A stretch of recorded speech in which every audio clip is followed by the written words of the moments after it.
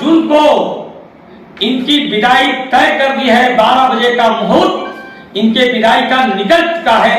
4 जून को अनुप्रिया पटेल जी चारों खाना चित्त होने जा रही हैं। नमस्कार, स्वागत है आपका P7 भारत में और मैं हूं प्रकाश। इस समय आज मिर्जापुर जनपद की एक ऐसी शख्सियत के पास जिन्होंने लगभग 44 साल, जी हाँ थोड़ा नहीं 44 साल संघ को और भाजपा को दिया, लेकिन बदले में मिला क्या? धोखा।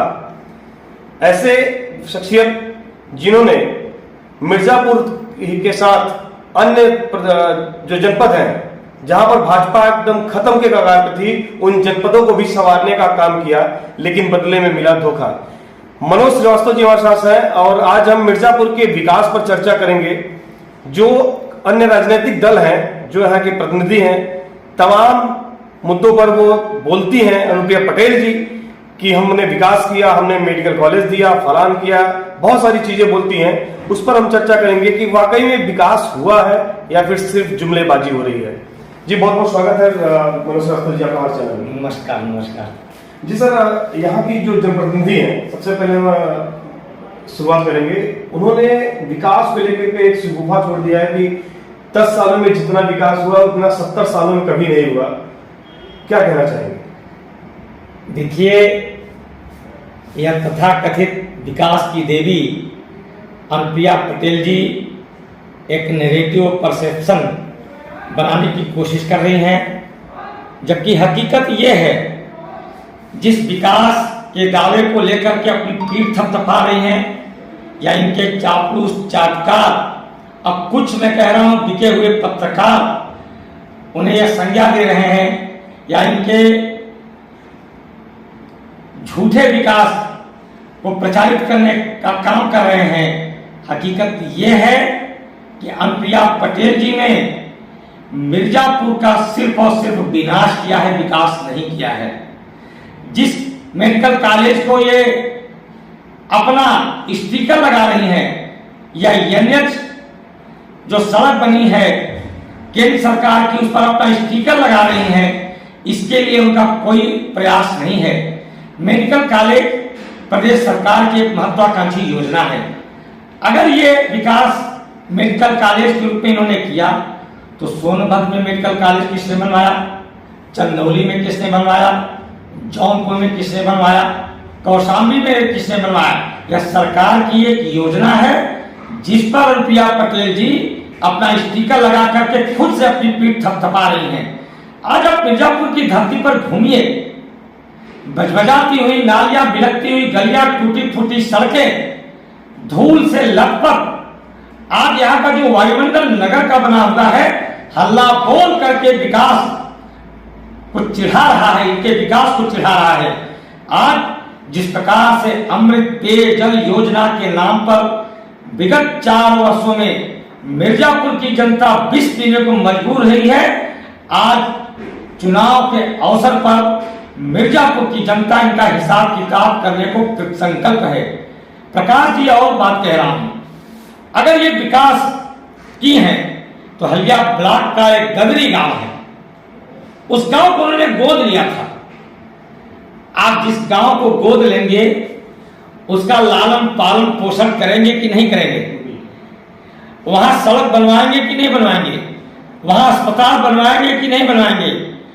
वहां पर शिक्षा की व्यवस्था करेंगे कि नहीं करेंगे? आप चले जाइए, मैं जो बोल रहा हूं, चले जाइए गदरी गांव हलिया में, कितनी बुरी स्थिति है वहां के सड़क की। वहां पे शिक्षा की कोई व्यवस्था नहीं है, वहां पे हॉस्पिटल की कोई व्यवस्था नहीं है। विगत 10 वर्षों में गोद लिए हुए गांव के इनका कोई विकास नहीं हुआ, तो क्या इन्होंने विकास किया है?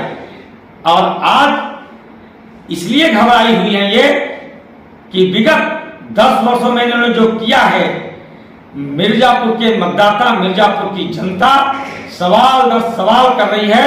सांसद जी जवाब दो और 10 वर्षों का हिसाब दो, इसलिए बौखला गई। जी मनोज जी, जहां तक मुझे जानकारी है, अनुप्रिया पटेल जी केंद्र में भारी उद्योग मंत्री हैं, तो इस हिसाब से 10 साल में कितने उद्योग लगाए गए, थोड़ा उसका भी संक्षिप्त विवरण दीजिए।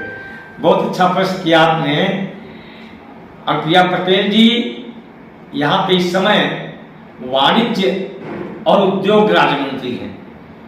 इसके पहले स्वास्थ्य मंत्री थी। यहाँ जिस मेडिकल कॉलेज की चर्चा करें पहले उसी की बात कर देते हैं।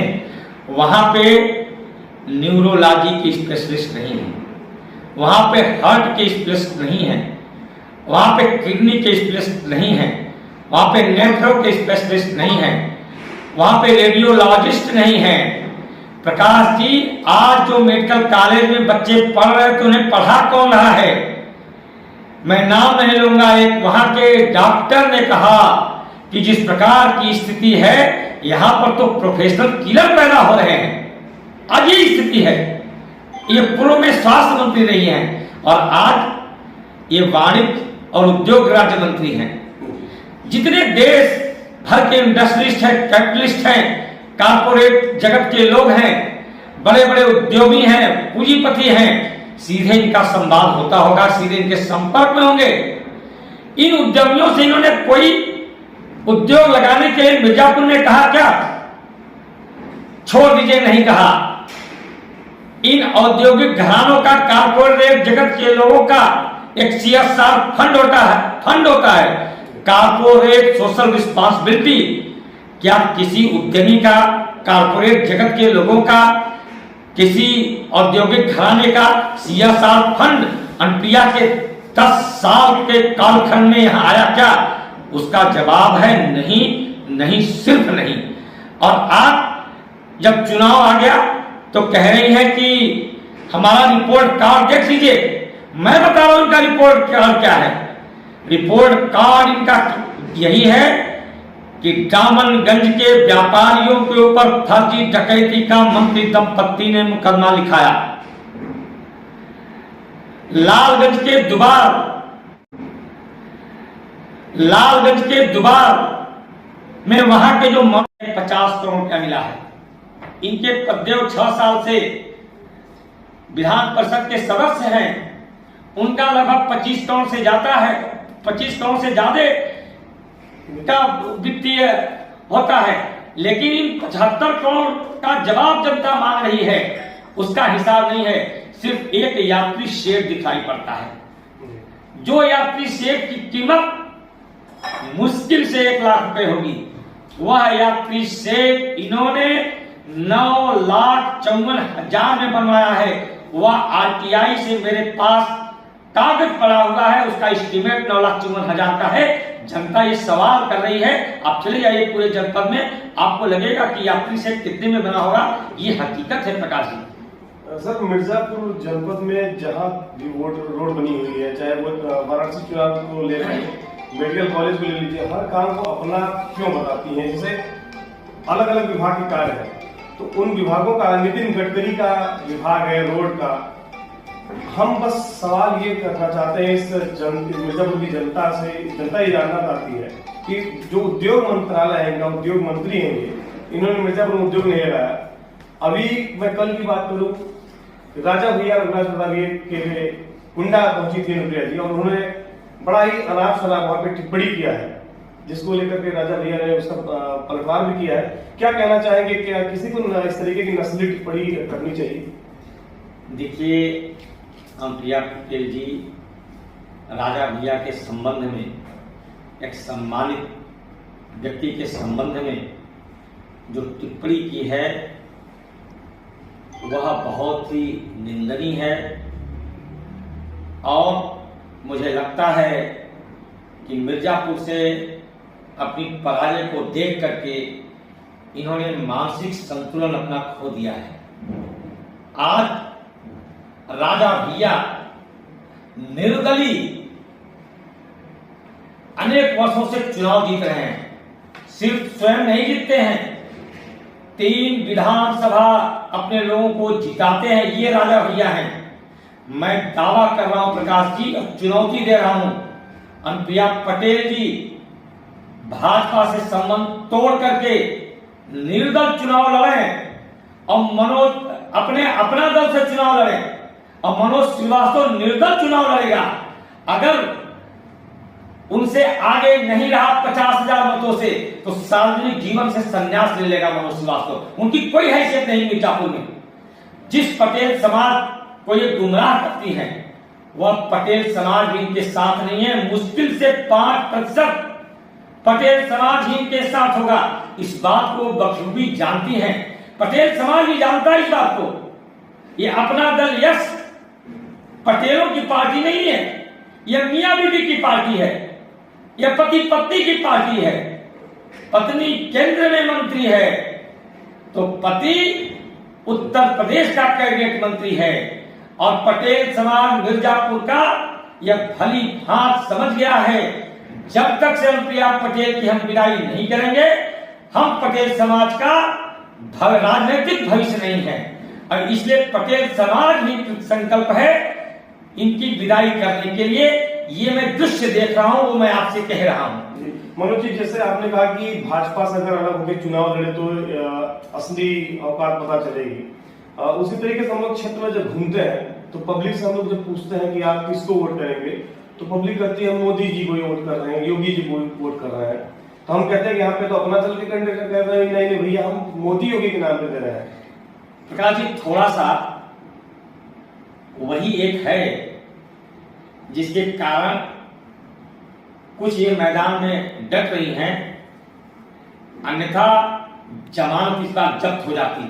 लेकिन मैं एक वाक्य बता रहा हूं, जिस प्रधानमंत्री के नाम पर, उनके ब्रांड के नाम पर यह अपनी चुनावी बैतरणी पार करने को सोच रही हैं, वह मुंगेरी लाल का हसीन सपना साबित होगा मिर्जापुर की धरती पर। मैं बहुत कुछ नहीं टिप्पणी करूंगा प्रधानमंत्री जी के संबंध में, लेकिन इतना जरूर कहूंगा कि जो 2014 का तिरस्म था, जो 2019 का तिरस्म था, जो उनका व्यक्तित्व था, 2024 आते आते प्रधानमंत्री का वह तिरस्म टूट गया है।